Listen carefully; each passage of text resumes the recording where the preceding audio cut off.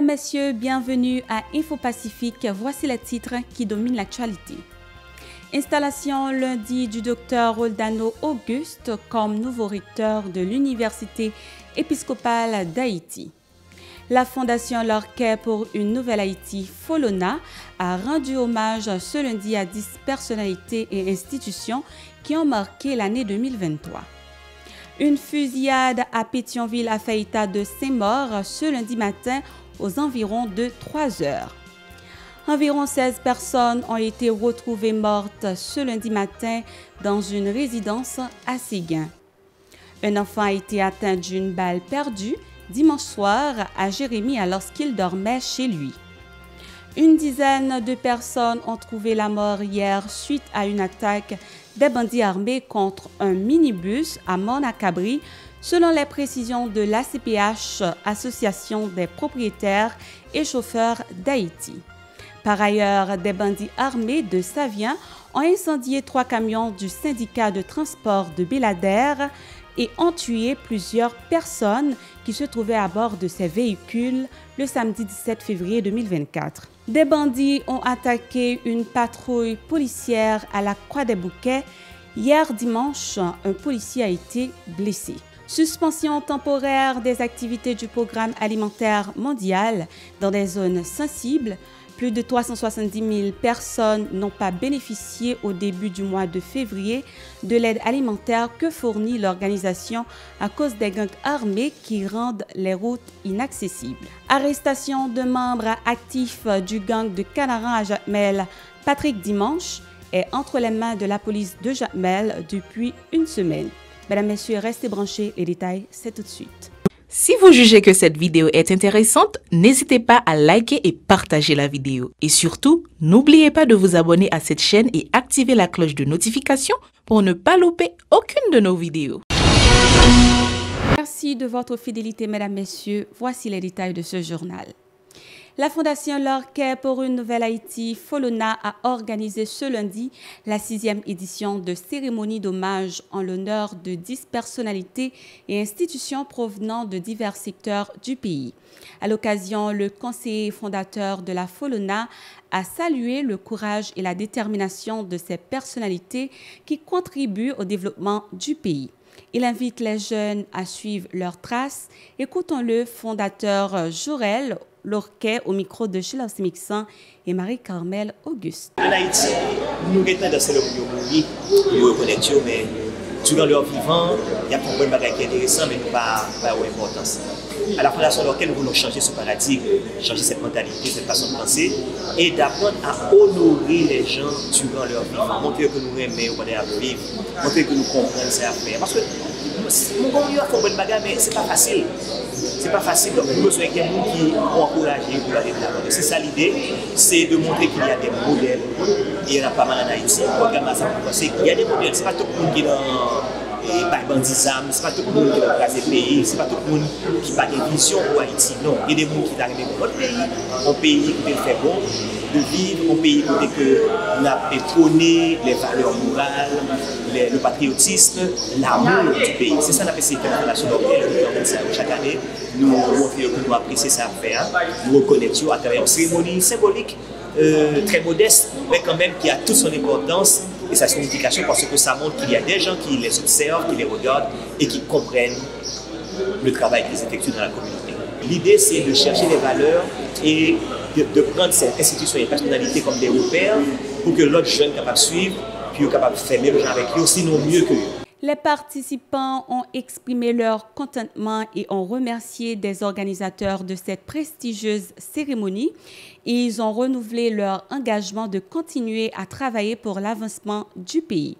Plus loin, ils encouragent la population à poursuivre le travail acharné et intelligent qui peut lui permettre d'atteindre ses objectifs.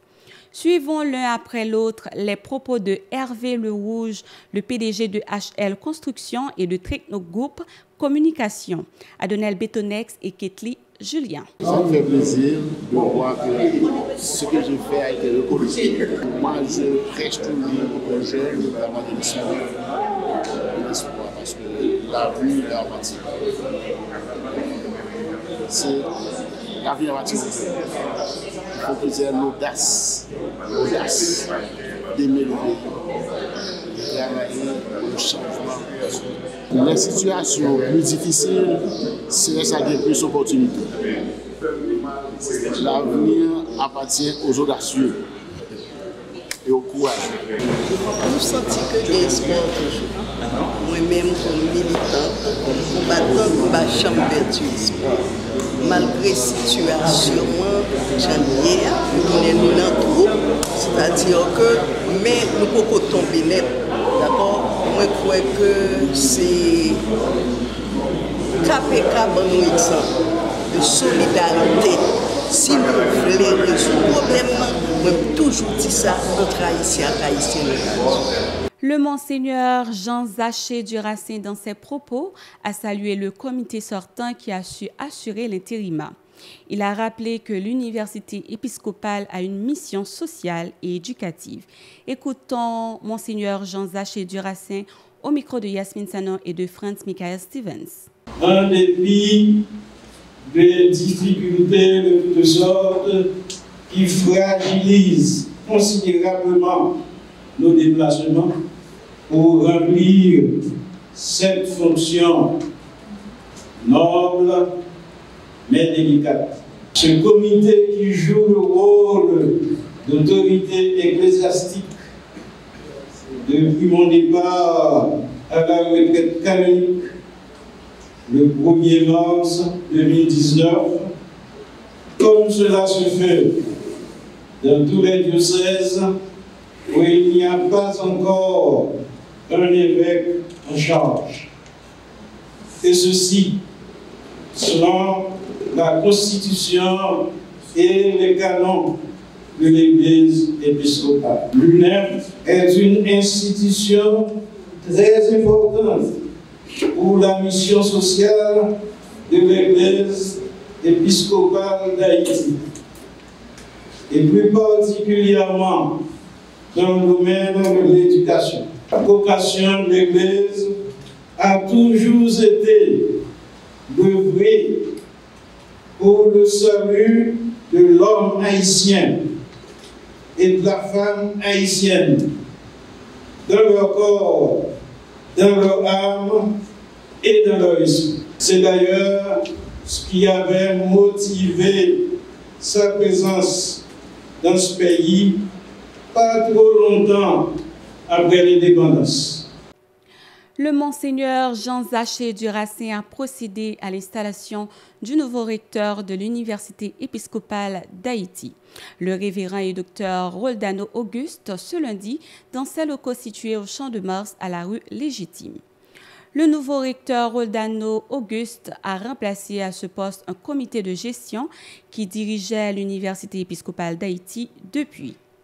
Le monseigneur Jean Zaché Duracin, dans ses propos, a salué le comité sortant qui a su assurer l'intérim.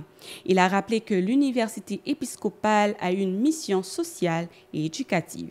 Écoutons monseigneur Jean Zaché Duracin au micro de Yasmine Sanon et de Franz Michael Stevens. Roldano, mon frère, les défis à relever sont grands.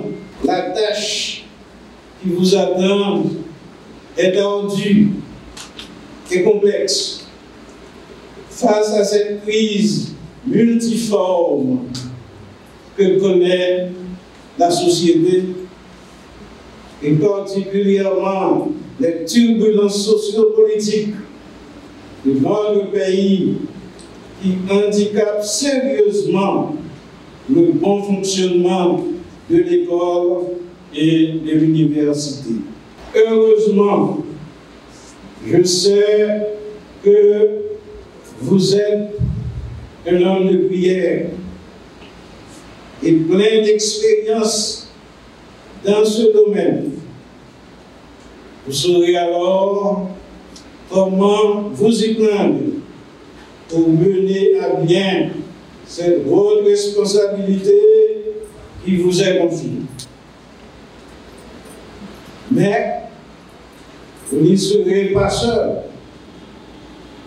Le Dieu Tout-Puissant sera avec vous pour vous guider. Et avec l'assistance des hommes et des femmes de bonne volonté qui sont ici à l'université.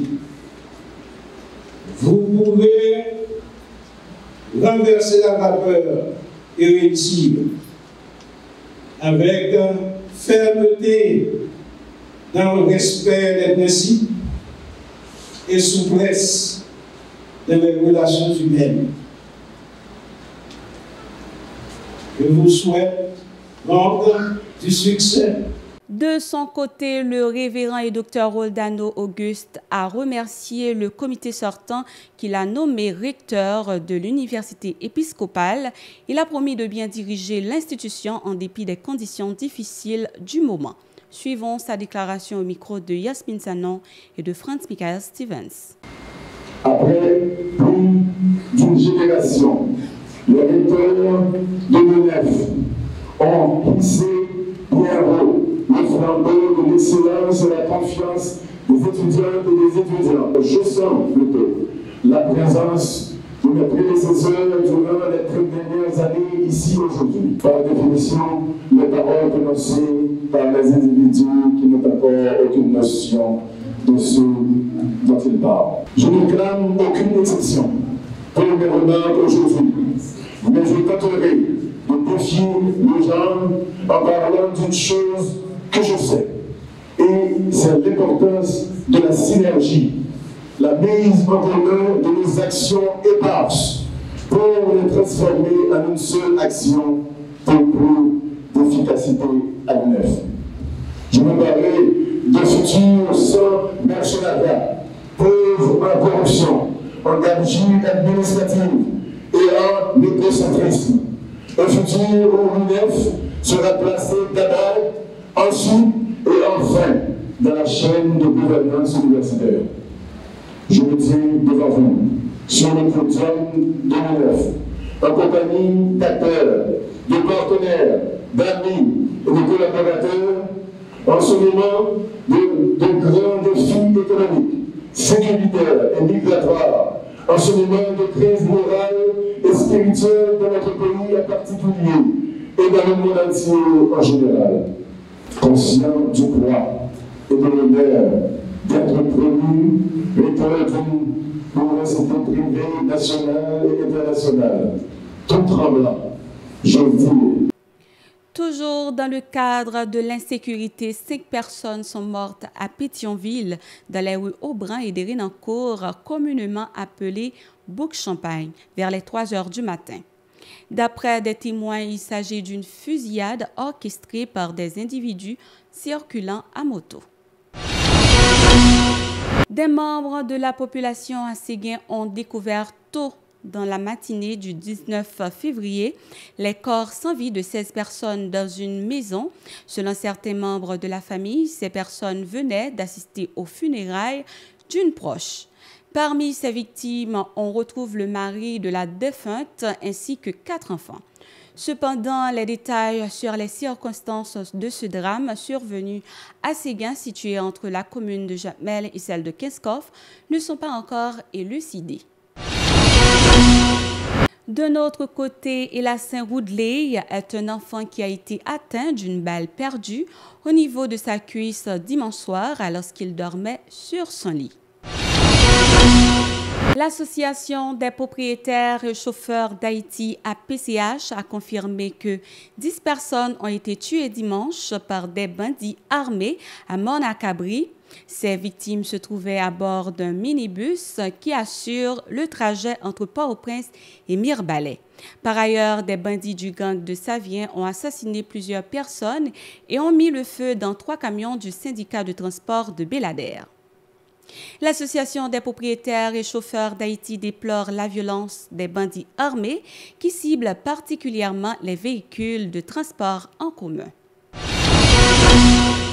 Le coordonnateur du syndicat national de la police haïtienne Sinapoa, Lionel Lazare, a confirmé que des bandits armés ont ouvert le feu sur une patrouille de police dimanche à Duval, dans la commune de Kouadébouké.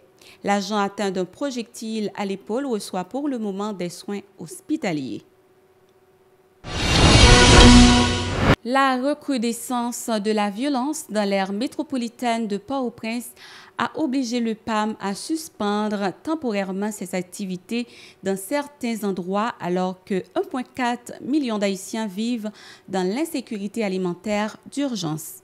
Au début du mois de février, les fermetures d'écoles ont privé près de 300 000 écoliers des repas quotidiens fournis par le PAM.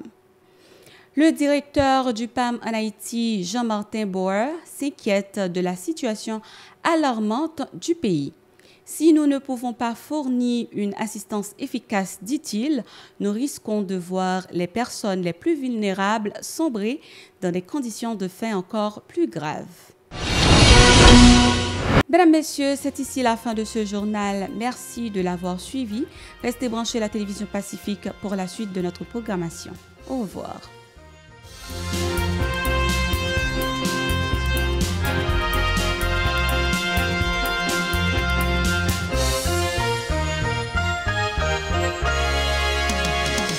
Si vous jugez que cette vidéo est intéressante, n'hésitez pas à liker et partager la vidéo. Et surtout, n'oubliez pas de vous abonner à cette chaîne et activer la cloche de notification pour ne pas louper aucune de nos vidéos.